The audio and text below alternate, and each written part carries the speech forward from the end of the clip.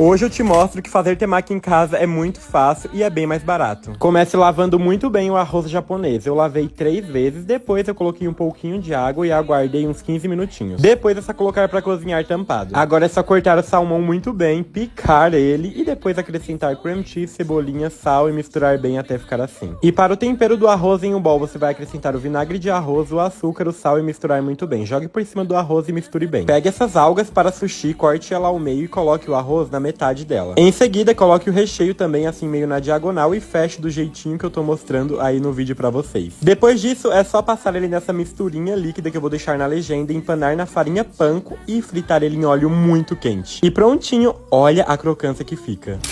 E além disso, rendem muitos temakis. Fazer em casa é muito mais barato e fica muito mais gostoso na minha opinião. Ah, Igor, mas dá muito trabalho. Ah, então não faz. Não esquece de marcar um amigo. Beijo!